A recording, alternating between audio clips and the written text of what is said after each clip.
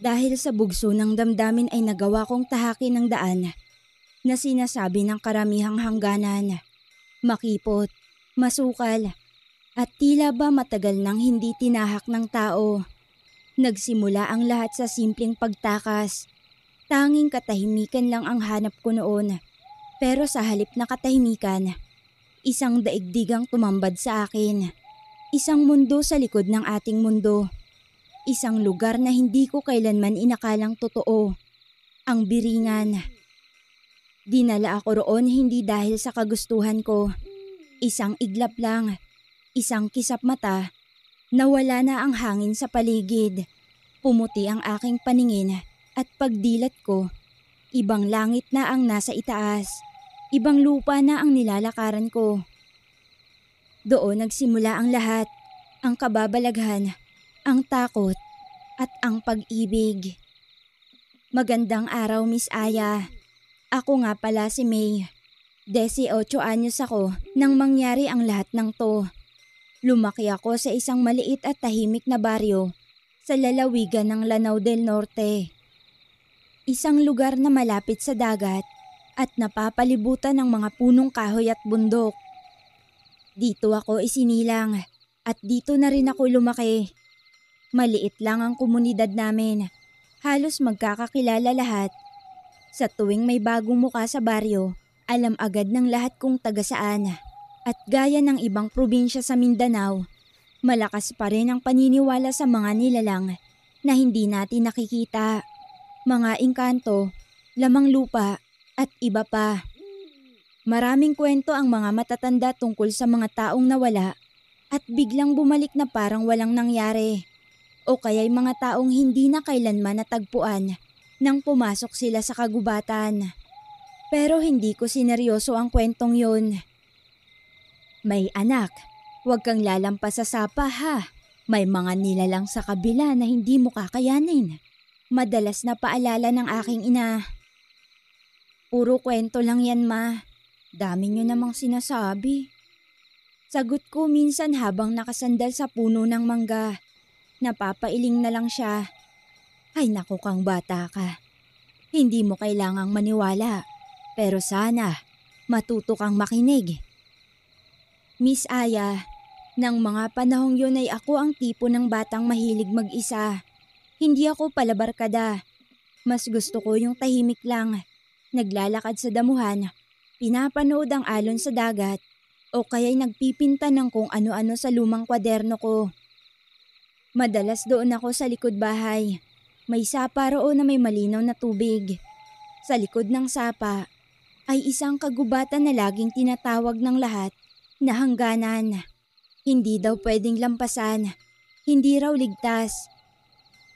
Pero nang araw na matanggap ko ang pinakamasayang balita sana sa buhay ko, ay ang araw ng pag-iba ng lahat. Pagkabukas ko ng sobre, para akong nakuryente. Nakita ko ang malaking nakasulat na congratulations, kasunod ang buo kong pangalan. Agad kong binuksan at doon ko binasa ng buo. Ikaw ay opisyal na nakapasa sa entrance examination at kabilang sa mga scholar ng Northern Mindanao University. Malugod ka naming inaanyayahang magsimula ngayong darating na semestre kasama ang buong benepisyo ng scholarship. Libre ang matrikula, aklat, dormitoryo at buwan ng allowance.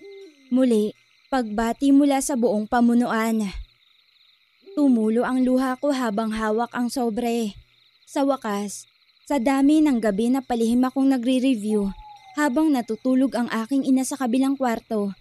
Sa lahat ng beses na pinipigilan ko ang sarili kong magsabi dahil alam kong hindi niya magugustuhan. Eto na yon. Ito na talaga. Mabilis akong tumayo. Masaya akong lumabas ng bahay. Tinungo ang bakuran kung nasaan nagsasampay ng labada si inay. Ma, nakapasa ako. Sigaw ko, halos hindi makapagsalita sa tuwa. Agad siyang napalingon. Ano ka mo? Kunot noong tanong niya. Yung eskwelahan sa Cagayan. Yung university na sinubukan kong salihan nung nakaraang buwan. Yung may scholarship. Ma, Nakapasa ako. May dorm, may allowance, libre lahat. Sandaling katahimikan. Akala ko magyayakapan kami. Akala ko matutuwa siya. Pero ang una niyang sinabi, "Hindi ko pinayagan yan ah." Natahimik ako saglit. "Ma, libre na nga po. Hindi ko po kailangan ng pera ninyo. Kahit gamit ko, sagot na nila. Alam ko pong hindi kayo sang-ayon dati. Pero ma, ngayon, ito na yung pagkakataon ko." Ibinaba niya ang pinipiga niyang damit. Tumitig siya sa akin. Seryoso. "Ano na naman tong pinasok mo, May? Palihim ka na namang kumilos. Hindi ka pa ba natuto? Ilang beses ko bang sinabi sa'yo? Wala kang kailangang hanapin sa syudad. Ang mundo natin, nandito." "Ma, anong masama kung subukan ko lang? Ayoko namang habang buhay dito lang. Gusto ko lang namang may patutunguhan ang buhay ko." Halos pakiusap na ang tono ko. "Hindi mo kailangang lumayo para masabing may narating ka. At isa pa, may dahilan kung bakit ayokong umalis ka rito. Hindi mo naiintindihan ang binabantayan ng lupang to." "Lupa? Engkanto na naman ba yan, ma? Wala naman akong ginagawang masama. Gusto ko lang mag-aral." "Hindi mo naiintindihan. Kapag lumayo ka sa ilalim ng gabay ng lupaing to, wala na akong proteksyon sa'yo, May. Hindi lang ito basta usaping eskwelahan. Usapang buhay ito. Kaligtasan mo." "Wala ka naman ng rason para hadlangan ako. Nakapasa na ako. Libre na ang matrikula. May dorm din. May allowance. Ano pang ayaw mo?" "Ayokong pumunta ka sa lugar na hindi kita mababantayan. At isa pa, hindi mo nakilala ang sarili mong pinanggalingan. Dito ka ipinanganak. Dito ka dapat mamuhay. Hindi yung ano, ma? Yung matulad kay Papa na hanggang ngayon hindi pa rin bumabalik. Tapos walang gustong magsabi kung bakit." Hindi siya agad nakasagot. Nakatulala lang siya. Kita sa mukha niya ang sakit. Pero wala na akong lakas para umatras pa. "Ma, gusto ko lang naman subukan. Gusto ko lang malaman kung may ibang mundo pa sa labas ng lupaing to. Hindi ko bala kalimutan ang pinanggalingan ko." "Hindi to basta lupa, May. Bantay ang lugar na to. May paningin ang lupa. May pandinig ang hangin. Kapag lumabag ka..." Hindi ko na siya pinatapos sa pagsasalita niya. Doon na ako pumutok. Hindi ko na napigilan ang sarili ko. "Baka kaya nawala si Papa kasi pinipigilan niyo rin siyang mangarap." Sigaw ko. Bigla siyang natahimik. Para siyang tinamaan ng hangin sa dibdib. Alam kong lumampas na ako. Pero lumabas na rin yun. Matagal ko nang kinikimkim. Maging ako man ay nabigla sa sinabi ko. Kaya bago pa siya makasagot at lamunin ako ng konsensya, dagli na akong pumasok sa loob ng silid ko. Diretso sa bintana, kung saan ako dumadaan palagi, tuwing gusto kong umiwas sa sermon. Pagkaapa ko sa damuhan sa likod ng bahay, hindi na ako lumingon pa. Naglakad ako papunta sa likod ng bahay, diretso sa daang alam kong hindi ko dapat tahakin. Dala ko ang inis, ang pagkalito, at ang bigat ng mga tanong na matagal ko nang gustong itanong, pero walang gustong sumagot. Mataas na ang araw, pero hindi ko iniinda. Nakarating ako sa gilid ng sapa, ang hangganan na laging tinutukoy ng aking ina. Ito ang lugar na mahigpit niyang pinagbabawal. "Hanggang dito ka lang. Paglampas mo riyan, hindi na ako nakakasiguro." Palagi niyang sinasabi sa akin sa tuwing napapadpad kami sa parting yon. Pero sa araw na to, wala na akong pakialam. Lumakad ako sa tulay na yari sa mga lumang troso. Minsan, ito ang paborito kong tambayan bilang bata. Ngayon, tila may iba na itong hatid. Paglampas ko sa tulay, napansin kong bigla ang tumahimik ang paligid. Wala nang huni ng ibon. Wala na ang simoy ng dagat. Kahit mga palaka sa putikan, wala na. Ang bilis naman dumilim. Mahina akong bulong habang nilalampasan ng makakapal na damuhan. Habang lumalalim ako sa gubat, napansin kong tila may bumabago sa itsura ng mga puno. Mas makapal ang sanga at ang mga ugat ay parang gumagapang sa lupa. May mga palumpong na may puting bulaklak na noon ko lang din nakita. Maliit pero kumikislap na parang alitaptap. Tumigil ako saglit sa paglalakad nang maramdaman kong tila may nagmamasid sa akin. Suminghap ako, napalingon. Wala, pero ramdam ko talagang hindi ako nag-iisa sa lugar na yon. Nakatayo ako sa pagitan ng dalawang punong matanda na ang balat ay parang kumikirot sa lamig. Nakahawak ako sa isang ugat na nakaangat sa lupa. Pilit iniintindi kung saan ako nagkamali. Hindi ko alam kung gaano na ako katagal sa loob ng kagubatang yon. Parang huminto ang oras. At sa bawat segundo, lalong humihigpit ang pagkakahawak ng takot sa dibdib ko. Tahimik, walang ihip ng hangin, walang huni ng ibon. Tanging tibok ng puso ko lang ang naririnig ko. Tapos, may kumalos ko sa kanan. Napalingon ako. Wala, tumahimik ulit.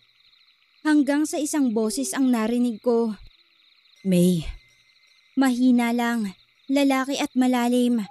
Parang galing sa ilalim ng lupa pero kasabay ay banayad sa pandinig. Napalingon ako. Sinundan ko ang direksyon ng tunog. Pero wala akong makita sa una. Hanggang sa may gumalaw sa pagitan ng mga puno. Ang damo ay tila kusang naghiwalay. At sa likod ng isang punong may baluktot na katawan, may aninong lumitaw. Isang lalaki, matangkad, matipuno ang katawan. Nakasuot siya ng damit na tila gawa sa tela ng liwanag. Mapusyaw ang kulay. Halos hindi alam kung puti ba o pilak. Mahaba ang buhok niyang maitim. Dumadaloy sa balikat. Hindi ko pa rin makita ang mukha niya ng buo dahil natatabingan ito ng liwanag mula sa gilid ng puno. Pero ramdam kong nakatingin siya sa akin. Tila ba sinusuri niya ako? Sino ka? Mahinang tanong ko. Nanginginig ang boses ko kahit hindi ko gustong ipahalata. Hindi siya sumagot pero humakbang siya. Mabagal, walang yabag. Ang bawat hakbang niya ay parang sinasadyang maramdaman, hindi marinig. Nakaapak siya sa damuhan pero walang ingay. Ang paligid ay tila sumasabay sa galaw niya. Kumikilos ang hangin, umaalon ang damo. Napalunok ako, ang tuhod ko ay naninigas, pero nanatili akong nakatayo. Hanggang sa tumigil siya sa layong halos 3 dipa mula sa akin. Hindi na siya lumapit pa, hindi rin siya lumingon. Nakatalikod siya ng bahagya, pero sapat para maramdaman kong hindi siya basta tao. Muli, narinig ko ang boses niya. Pero hindi mula sa bibig niya. Bakit ka na parito? Dumaan sa isipan ko ang tanong. Hindi sa tenga, hindi sa hangin. Parang narinig ko siya sa loob ng sarili kong ulo. Hindi agad ako nakasagot. Pinilit kong sumagot. Pilit kong pinapakalma ang dibdib ko. Hindi ko alam. Naligaw ako. Galing ako sa kabilang bayan. Nagtalo kasi kami ng nanay ko tapos huminto ako sa pagsasalita. Hindi ko maipaliwanag kung bakit. Nahihirapan akong magsalita sa harap niya. Para bang bawat salitang bitawan ko ay iniintindi niya. Hindi lang sa kahulugan, kundi sa loob. Tahimik siyang nakatingin. Tila hinihintay ang susunod kong sasabihin. Gusto ko lang sanang lumayo. Pero hindi ko alam kung paanong napunta ako rito. Tuloy ko sa sinasabi ko. Maya-maya, humakbang siya ng paatras. Lumakad siya patungo sa mas madilim na bahagi ng kagubatan. Hindi patakas, kundi parang inaanyayahan ako. Ang daan sa likod niya ay napapalibutan ng mga halamang kumikislap. Parang pinuno ng mga mutya. Bago siya tuluyang mawala sa anino, bigla siyang tumigil. Hindi siya lumingon. Pero narinig ko ulit ang tinig niya. Nakarating ka na sa biringan. Humakbang ako. 1, 2, 3. Ang lupa sa ilalim ng mga paa ko ay parang nagbago. Hindi na ito ang maputik at tuyong kagubatan na nilakaran ko kanina. Mas malambot ito ngayon. Parang damong bagong sibol. Ang paligid ay tahimik pa rin. Pero hindi ito nakakabingi. Tahimik na masagana. Hindi tahimik na nakakatakot. Sa unahan, naghihintay pa rin ang lalaking engkanto. Nakatayo sa lilim ng isang punong may puting mga dahon. Hindi siya gumagalaw, pero parang hinihigop ako ng presensya niya. Hindi ako tinatakot, hindi rin niya ako hinihimok. Pero sa bawat hakbang ko, parang tinatanggap niya ako. Nang tuluyan akong makatawid sa pagitan ng 2 punong nakabukas na tila arko, doon ko lang napansin. Nagbago na ang lahat. Ang liwanag ay hindi na mula sa araw. Ito'y nanggagaling sa mga halaman. Ang mga dahon ay kumikislap. Ang mga bulaklak ay may sarili nilang ningning. Hindi pilit, hindi nakakasilaw. May mga alitaptap na may buntot na parang sinulid ng ginto. May mga batong lumulutang. At ang hangin, parang amoy lupa, ulan, at hinog na prutas. Hindi ako nakapagsalita. Parang tumigil ang tibok ng puso ko sa gulat at pagkamangha. Teka, nasa na ako? Mahina akong bulong. Sa pagitan. Sagot ng pamilyar na tinig sa likod ko. Napalingon ako. Naroon siya, ang lalaking engkanto. Mas malinaw na ngayon ang anyo niya. Ang mata niya ay kulay abo, pero may maliliit na bituin sa loob. Parang may sariling langit. Napakaputi at kinis ng balat niya na mala porselana. Para bang laging may ilaw sa ilalim nito. Hindi ito langit. Hindi rin ito mundo ng tao. Ito ang biringan. Ang lungsod ng mga lihim at panaginip. Bakit mo ko pinapasok? Hindi siya agad sumagot. Lumapit siya sa akin. Tama lang ang lapit. Hindi nakakatakot. Pero sapat para maramdaman ko ang kakaibang init mula sa presensya niya. Dahil tinawid mo ang dapat ay hindi natatawid. At sa bawat pumapasok dito, may dahilan. Kahit hindi mo pa alam. Tugon niya. Nagkatinginan kami. Wala akong maisagot. Paglingon ko sa paligid, may mga nilalang na unti-unting lumilitaw mula sa mga halaman. Isang batang may pakpak ng paru-paro. Isang matandang lalaking may balbas na gawa sa mga dahon. Isang babae na tila gawa sa tubig. Bawat hakbang niya, may tunog ng alon. Hindi sila lumalapit, pero pinagmamasdan nila ako. Para bang sinusukat kung dapat ba akong nandito. Sa likod ko, may marahang boses na bumulong. 3 araw ka lamang pwedeng manatili. Napalingon ako muli. Walang tao. Ang engkanto ay naroroon pa rin. Nakatitig. 3 araw? Tanong ko. Hindi ko alam kung sa kanya ko sinasabi. Pero marahan siyang tumango. Kapag lumagpas ka, mananatili ka na rito. Hindi mo na maaalala kung sino ka. Hindi mo na maiisip kung bakit ka umalis. At hindi ka na muling makakatawid pabalik. Humigpit ang hawak ko sa tela ng suot kong damit. Hindi ko alam kung natatakot ako o nahuhulog sa isang bagay na matagal ko nang minimithi. Pagkatapos ng ilang sandali, lumapit siya ng bahagya. Sa unang pagkakataon, ngumiti siya. Hindi kita pipilitin. Ngunit kung pipiliin mong manatili, may mga bagay kang kailangang bitawan. Hindi ako nakasagot. Hindi ko alam kung ano ang sasabihin ko. Pero sa kabila ng katahimikan ko, naramdaman ko ang pagnanais ng puso ko na manatili sa lugar na yun kahit sandali lang. Hindi ko ipagkakailang. Sobrang namamangha ako sa kapaligiran. Kaya naman naisip kong manatili muna roon kahit 3 araw lang. Nang sa ganun ay humupa ang tensyon namin ng aking ina dahil sa nagawa kong pagsagot-sagot sa kanya. Isa pa'y gusto ko rin pahupain ang labis na tampong nararamdaman ko sa kanya. Gusto kong makapag-isip-isip at pagnilayan ang lahat ng magiging desisyon ko sa buhay. At sa palagay ko'y napunta ako sa tamang lugar. Ang gabi sa Biringan ay hindi dilim, kundi liwanag na banayad. Parang buwan na umiiyak sa katahimikan. Sa ibabaw ng lawa, naglalaro ang mga alitaptap na kulay pilak. At ang tubig ay hindi kumikilos, para bang salamin ng mga alaala. Naroon kami ng engkantong lalaki na nagpakilalang Nauro. Sa gilid ng lawa, hindi siya nagsasalita. Ako rin, pero ang katahimikan ay hindi mabigat. Ito'y puno ng mga bagay na hindi kailangang banggitin. Sa unang araw ko sa Biringan, parang bigla akong binitawan ng mundo. Wala akong hinahanap, pero napunta ako rito.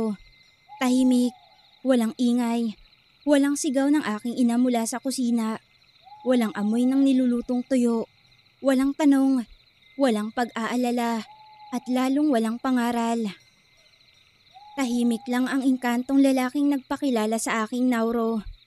Hindi niya ako kinakausap, pero alam kong naroroon siya. Parang aninong sumusunod sa bawat hakbang ko. Laging nasa gilid ng paningin. Hindi para bantayan, kundi parang sinisigurado lang na hindi ako matatakot. Habang nililibot ko ang paligid, hindi ko mapigilang ikumpara ito sa buhay ko dati. Sa baryo namin, tuyo ang lupa, mabuhangin ang daan, at madalas ay may halakhakang pilit pinipigilan. Laging may utang, laging may kailangang habulin, at laging may bawal. Sa Biringan, ang mga halaman ay kumikislap, ang tubig ay parang salamin, at ang hangin ay parang bulong ng musikang hindi ko maintindihan, pero ayokong itigil. Kinagabihan ng araw na yon, nakahiga ako sa ilalim ng punong may dahong kulay ginto. At habang nakatitig sa langit na may bituin kahit walang gabi, napapaisip ako. Pwede bang ito ang mundo para sa akin? Pwede bang ito ang katahimikan na matagal ko nang hinahanap?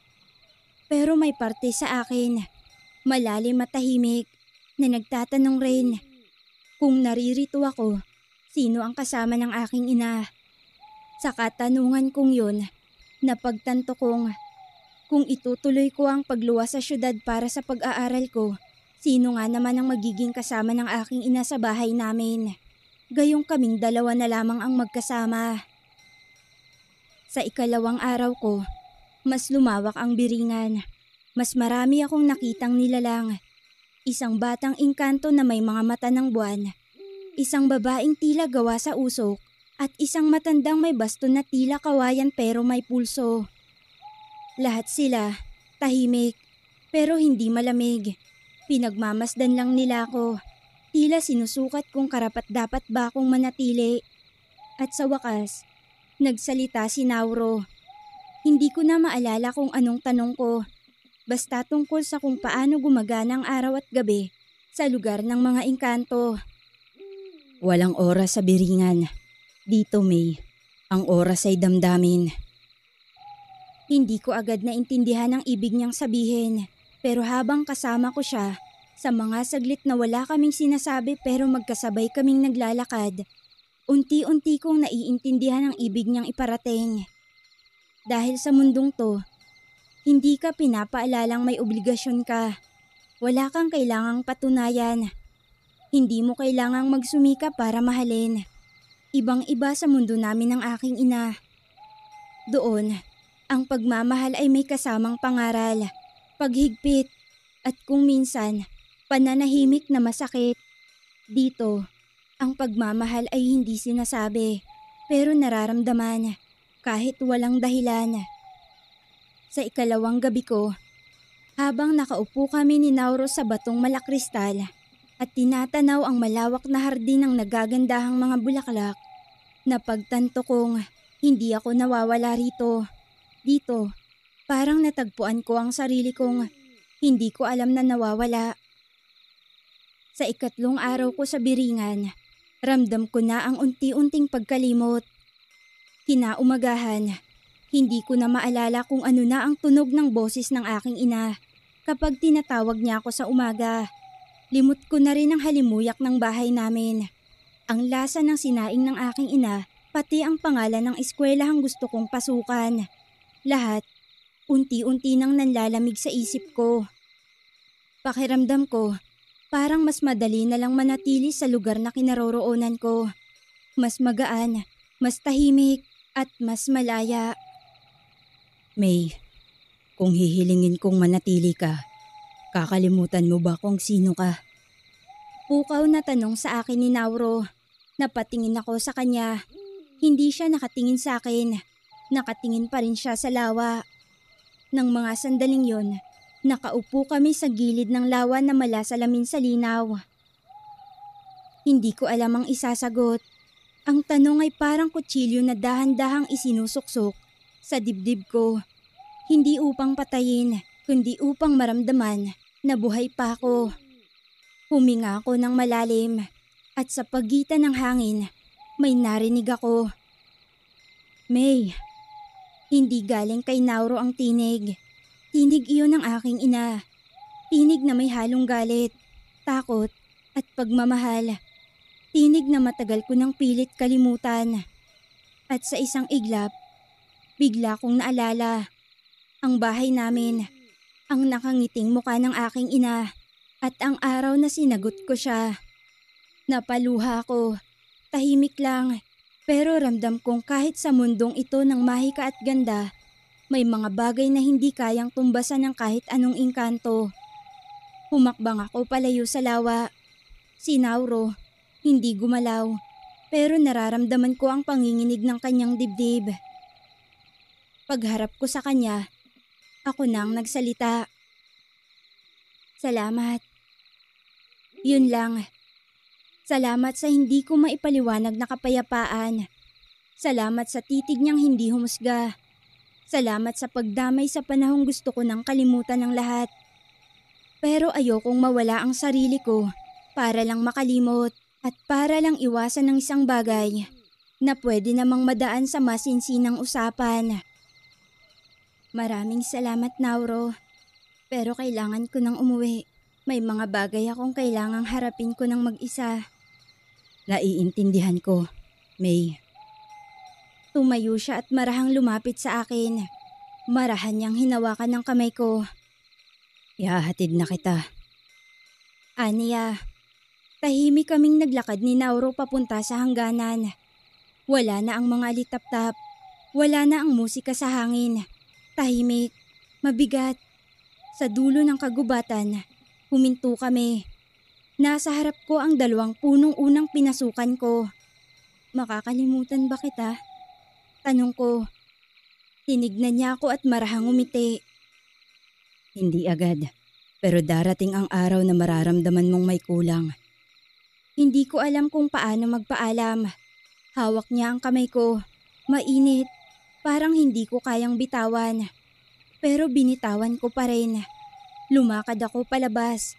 At bago ako tuluyang tumawid, lumingon ako. Nakatayo pa rin siya. Tahimik, naghihintay. At doon ko lang naisip, hindi lahat ng pag-alis, ibig sabihin ay kalimutan. Minsan, kailangan lang talagang umuwi. Nang tumalikod ako at tumawid na sa hangganan ng mga puno, hindi na ako lumingon pa. Pero sa puso ko, isang panghalang kailan may hindi ko makakalimutan. Ang pangalang Nauro. Tahimik ang paligid nang dumaan ako sa hangganan ng kagubatan. Wala nang liwanag ng biringan. Wala na si Nauro. Ang humalili sa hakbang ko ay ang matigas at tuyong lupa. Mabigat ang bawat hakbang, hindi dahil sa pagod, kundi sa bigat ng pagkalagot. Ibang hangin na ang humahaplo sa balat ko. Mainit, mabigat at totoo. At bago pa man ako tuluyang makalapit sa kabahayan namin, nakita ko siyang nakatayo sa bakuran.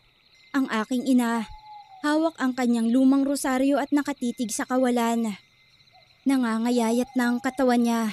Namumugto ang mga mata na para bang hindi tumitigil sa pag-iyak. Nang magtama ang mga paningin namin, naniga siya. 1 segundo lang yon. Tapos, mabilis siyang lumapit. Parang takot na baka mawala na naman ako kung hindi niya ako mahahawakan agad. Yumakap siya ng mahigpit. Hindi siya nagsalita. Ako rin. Ramdam ko ang panginginig ng kanyang katawan habang mahigpit akong yakap-yakap. Para bang sa buong panahong nawala ako, hindi siya huminga. At ngayong narito na ako, saka lang bumalik ang hangin sa baga niya. Anak, akala ko wala ka na talaga. Akala ko hindi ka na babalik pa. Patawarin mo ko, anak. Napahagulgol siya. Napayakap ako pabalik sa kanya. Litong-lito at gulong-gulo ang isipan ko. Ngunit ang pinakamasakit, hindi ko na matandaan ang lasa ng luto niya. Hindi ko na maalala ang kwintas ng aking ama na nakasabit sa dingding ng bahay namin. Hindi ko na maalala ang huling usapan namin ng ina ko bago ako nagalit. May mga alaala akong naiwan sa biringan at sa pagbalik ko, hindi lahat ay nabalik. Kinagabihan ng araw na yon, habang tahimik kami sa hapag, napansin ko ang pagdulas ng luha ng aking ina. Pinagmamasdan ko siya. Gusto kong magtanong, pero natatakot ako sa isasagot niya. Ma, gaano ako katagal na wala? Mahinang tanong ko. Hindi siya sumagot agad. Tumigil siya sa pagkilos. Tumingin sa akin. Matagal. Parang sinisigurado niyang handa akong marinig ang totoo. 3 taon, May. 3 taon kang nawala at 3 taon kitang hinanap. Tugon niya sabay puna sa mga luhang pumapatak sa mata niya. Napatigil ang mundo ko. 3 taon. Pero 3 gabi lang akong nanatili sa biringan. 3 taon na pala dito. Napahigpit ang kapit ko sa kutsarang hawak ko. Parang may humigpit sa dibdib ko. 3 taon? Hindi ko makapaniwalang bulong sa sarili. Ilang pagkakataon nang nawala. Ilang beses niya akong tinawag na hindi ako sumagot. Maya-maya pa'y naramdaman ko na lang ang pagtulo ng mainit na likido sa mga pisngi ko. Hindi ko na napigilan ng mapaluha. Lumapit si inay sa akin. Umupo sa tabi ko. Tahimik lang siya. Pero ramdam ko ang bigat sa mga mata niya. Hindi niya ako kinagalitan. Hindi siya nagtanong kung saan ako nanggaling. Hinawakan niya lang ang kamay ko. Mahigpit. Ang mahalaga, anak, nandito ka na. At sa hawak niyang iyon, napagtanto kong may mga bagay na hindi kayang ibalik ng kahit anong mahika. Pero may mga taong kahit gaano katagal kang nawala, hindi pa rin nawawala ng pag-asang makita ka. At handa pa rin tanggapin ng buo ang pagbalik mo. Dahil nga sa pangyayaring yun, Miss Aya, ang pagkapadpad ko sa biringan, mas lalo pa nitong pinagtibay ang relasyon naming mag-ina. Doon ko lang napagtanto ang lahat. Hindi lahat ng pagtakas ay kawalan ng respeto. Minsan, kailangang lumayo para mas maintindihan ang halaga ng pinanggalingan. At may mga pagmamahal na hindi kailanman makakalimutan. Kahit pa nawala ang pangalan, alaala, o mga araw na pinagsaluhan. Dahil kung totoo man ang lahat o panaginip lang, isa lang ang alam kong totoo. Sa 3 araw na kasama ko si Nauro, nagustuhan ko siya. At dahil pinili kong bumalik, mas minahal ko rin ang sarili ko at ang babaeng nagbigay ng buhay ko. Hanggang dito na lang ang kwento kong ito, Miss Aya. Maraming salamat.